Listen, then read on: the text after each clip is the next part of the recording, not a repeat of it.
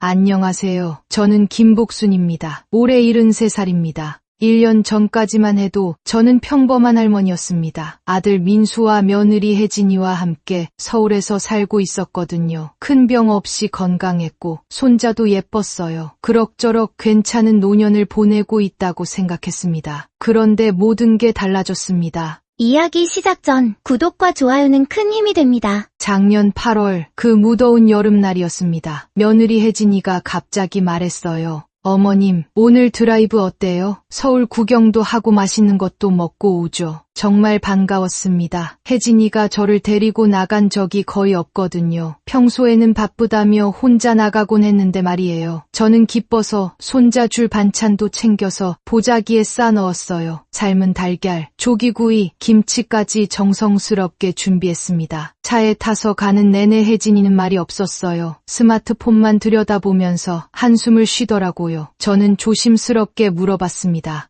혜진아, 혹시 무슨 일 있니? 아니요, 괜찮아요. 그런데 목소리가 차가웠어요. 평소보다 훨씬 날카로웠습니다. 저는 괜히 말을 걸었나 싶어서 조용히 있었죠. 한참을 달려서 도착한 곳이 고속도로 휴게소였어요. 사람들이 바글바글했고 아이들 웃음소리가 여기저기서 들렸습니다. 날씨가 너무 더워서 아스팔트가 아른거렸어요. 혜진이가 말했습니다. 어머님, 화장실 다녀오세요. 저는 물 좀 사올게요. 저는 아무 의심 없이 보자기를 들고 화장실로 향했습니다. 그런데 화장실에서 나와서 보니까 차가 없더라고요. 처음엔 주차 자리를 옮겼나 생각했어요. 그래서 주차장을 한 바퀴 돌아봤습니다. 없었어요. 아무리 찾아도 혜진이의 차는 보이지 않았어요. 그제야 깨달았습니다. 저를 두고 간 거였어요. 다리에 힘이 풀렸습니다. 주차장 한복판에 서서 멍하니 있었어요. 사람들이 지나가면서 힐끔힐끔 쳐다봤지만 아무도 말을 걸지 않았습니다. 어떤 아이가 엄마에게 물어봤어요. 엄마, 저 할머니 왜 혼자 서 있어? 쉿, 조용히 해. 그 엄마는 아이 손을 잡아 끌고 빨리 지나갔습니다. 저는 그 자리에 서서 계속 기다렸어요. 혹시 혜진이가 실수한 건 아닐까, 곧 돌아올 거라고 믿고 싶었거든요. 하지만 시간이 지날수록 확신이 들었습니다. 이건 실수가 아니라 의도된 일이라는 걸요. 해가 지고 밤이 되도록 아무도 저를 찾으러 오지 않았습니다. 휴게소 직원이 와서 물어봤어요. 할머니 괜찮으세요? 누구 기다리세요?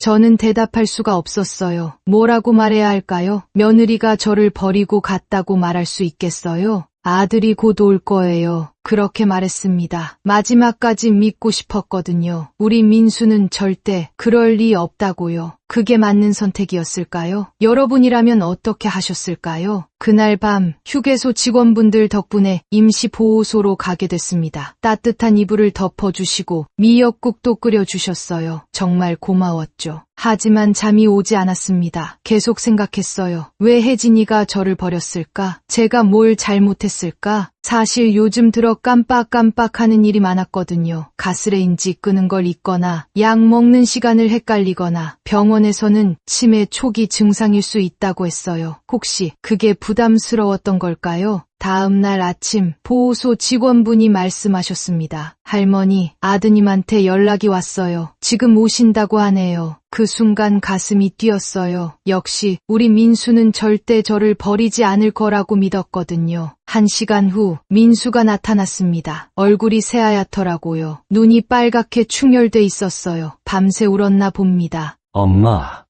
민수가 달려와서 제 손을 꽉 잡았어요. 그러더니 엉엉 울기 시작하더라고요. 어른이 된 후로 우는 모습을 본 적이 없었는데 말이에요. 엄마, 죄송해요. 제가 너무 늦었죠? 민수야, 괜찮다. 내가 와줬으니까 괜찮아. 저도 울음이 터졌습니다. 그런데 민수 표정이 이상했어요. 뭔가 단단히 결심한 사람 같았거든요. 차 안에서 민수가 물어봤습니다. 엄마, 혜진이가 뭐라고 했어요? 어떻게 해서 혼자 계시게 된 거예요? 저는 말하고 싶지 않았어요. 그래도 며느리인데 나쁘게 말할 수는 없잖아요. 그런데 민수가 또 물어보더라고요. 엄마, 정말 중요해요. 정확히 무슨 일이 있었는지 말씀해 주세요. 그래서 솔직히 다 말했습니다. 화장실 가라고 해서 갔는데 차가 사라져 있었다고. 아무리 찾아도 없었다고. 민수 얼굴이 점점 굳어지더라고요. 엄마, 혹시 혜진이가 평소에 어떻게 했는지도 말씀해 주세요. 그래서 말했어요. 요즘 들어 혜진이가 차갑게 대한다고, 밥도 따로 먹자고 하고, 제 방문도 잠그라고 한다고, 빨래도 따로 하자고 하더라고요. 민수가 주먹을 꽉 쥐었습니다. 엄마, 이제 걱정하지 마세요. 제가 다 해결할게요. 그런데 그 목소리가 너무 무서웠어요. 평생 처음 보는 민수의 모습이었거든요. 집에 돌아와서 며칠 동안 민수는 말이 없었습니다. 혜진이도 마찬가지였어요. 둘 다 서로 피하듯이 지냈거든요. 그런데 어느 날 밤 큰 소리가 들렸어요. 거실에서 민수와 혜진이가 싸우고 있었습니다. 도대체 왜 그랬어? 왜 엄마를 그런 곳에 버렸어? 나도 어쩔 수 없었어. 당신은 모르잖아. 혜진이가 소리쳤어요. 목소리에 울음이 섞여 있었습니다. 나도 어릴 때 버려졌거든. 9살 때 아버지가 시장통에서 나를 두고 사라졌어. 그게 얼마나 무서운지 알아? 저는 깜짝 놀랐어요. 혜진이에게 그런 아픈 과거가 있었다니. 그래서 남의 부모도 버려도 된다는 거야? 나는 그냥 똑같이 당하게 해주고 싶었어. 버려지는 게 얼마나 아픈지 알려주고 싶었다고. 혜진이가 울면서 말했어요. 당신 엄마만 소중해. 나는 내가 받은 상처는 아무도 신경 안 써주잖아. 민수가 조용히 말했습니다. 그래서 우리 엄마를 그렇게 한 거야? 내가 아팠으니까 다른 사람도 아프게 해도 된다는 거야?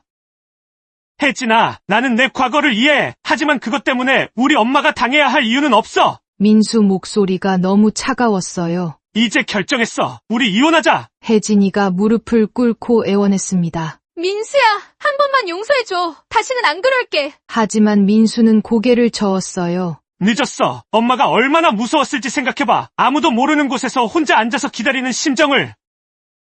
그 다음 날부터 민수의 복수가 시작됐습니다. 정말 철저했어요. 먼저 혜진이 명의로 된 모든 카드를 정지시켰습니다. 공동명의 통장도 모두 정리했어요. 그리고 아파트도 민수 단독 명의로 바꿨더라고요. 혜진이가 백화점에 가서 카드를 썼는데 결제가 안 됐대요. 주유소에서도 마찬가지였고요. 그제야 뭔가 잘못됐다는 걸 깨달았나 봅니다. 민수야, 카드가 왜 다 막혀 있어? 혜진이가 다급하게 물어봤어요. 이제 넌 내 돈 쓸 자격이 없어. 민수가 차갑게 대답했습니다. 내가 우리 엄마 버린 그날부터 넌 더 이상 내 가족이 아니야. 그뿐만 아니었어요. 혜진이가 다니던 모임에서도 소외되기 시작했거든요. 누군가가 그 일을 소문냈나 봅니다. 시어머니를 고속도로에 버렸다고 말이에요. 엘리베이터에서 이웃들이 혜진이를 피하기 시작했어요. 아파트 주민 게시판에도 익명으로 글이 올라왔더라고요. 25층에 사는 며느리가 치매 걸린 시어머니를 휴게소에 버렸다더라 하고요.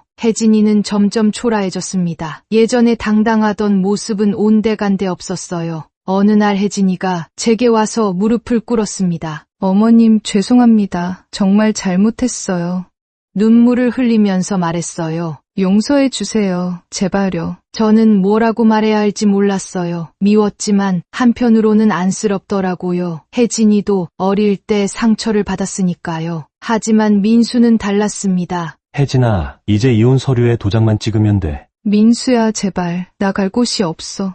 넌 우리 엄마를 아무 갈 곳 없는 고속도로에 버렸잖아. 민수가 냉정하게 말했어요. 이제 내가 똑같이 당해봐. 혜진이는 결국 집을 나갔습니다. 이혼 서류에 도장을 찍고 말이에요. 그 후로 소식이 끊어졌어요. 민수가 저에게 말했습니다. 엄마, 우리 서울 떠날까요? 조용한 시골로 가서 살면 어때요? 저는 좋다고 했어요. 서울에서의 기억이 너무 아팠거든요. 우리가 간 곳은 충남 서천이었습니다. 제가 어릴 때 살던 동네 근처였어요. 민수가 작은 단층 집을 마련해줬어요. 마당도 있고 장독대도 있는 예쁜 집이었습니다. 처음엔 민수가 걱정됐어요. 서울에서 회사 다니던 사람이 갑자기 시골로 내려와서 어떻게 살까 싶어서요. 그런데 민수가 말했습니다. 엄마, 저는 괜찮아요. 이제 정말 중요한 게 뭔지 알았거든요. 민수는 온라인으로 일을 시작했어요. 집에서 할 수 있는 컴퓨터 작업이었거든요. 그리고 매일 저를 챙겼습니다. 아침에는 저보다 먼저 일어나서 밥을 지었어요. 된장찌개에 두부도 넣어주고 김치도 잘 익은 걸로 꺼내주고요. 점심에는 함께 마을 슈퍼에 가서 장도 봤습니다. 저녁에는 마당에서 같이 산책도 하고요. 민수야, 내가 왜 이런 일까지 해? 며느리가 할 일인데. 그랬더니 민수가 웃으면서 말했어요. 엄마가 저 키워주실 때도 며느리 없었잖아요. 괜찮아요. 어느 날 민수가 작은 라디오를 사왔어요. 밤마다 트로트가 나오는 옛날 라디오였어요. 라디오에서 이미자 노래가 나왔는데 저는 웃으면서 말했습니다. 내가 어릴 때는 저 사람이 아니라 패튀김이 인기였는데 민수가 놀라서 물어봤어요. 엄마, 그런 얘기 왜 이제 해요? 저는 대답했어요. 그전에는 내가 바쁠까봐 말 안 했지. 이제는 시간이 많으니까. 민수가 한참 아무 말도 안 하더니 제 손을 꽉 잡았어요. 엄마, 앞으로는 엄마 얘기 많이 들려주세요. 시간 많이 있어요. 그날 밤 민수가 편지를 써서 제 베개 밑에 넣어뒀어요. 엄마, 늦어서 미안해요. 이제 알겠어요. 엄마가 살아계신 것만으로도 제가 이미 다 가진 거였어요. 앞으로는 엄마와 함께 걸을게요. 저는 그 편지를 읽고 눈물이 났어요. 기쁜 눈물이었죠. 1년이 지난 지금 저는 정말 행복합니다. 마을 사람들이 그래요. 저 집 아들 정말 효자네. 매일 어머니 모시고 산책하더라. 서울서 내려와서 저렇게 정성스럽게 모시는 거 보면 기특해.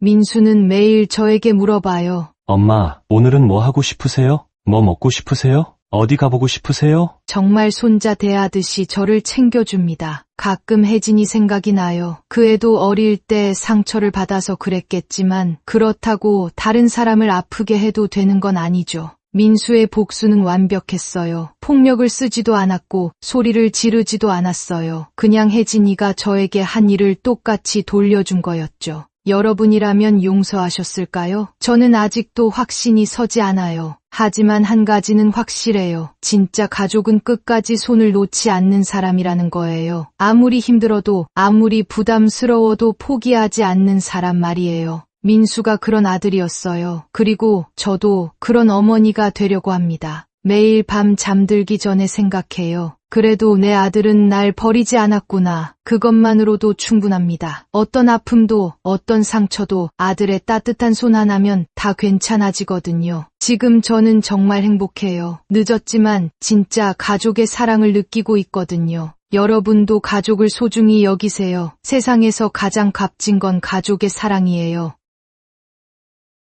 여러분의 의견은 어떠신지 댓글로 남겨주세요. 구독과 좋아요는 다음 이야기를 전해드리는데 큰 힘이 됩니다. 감사합니다.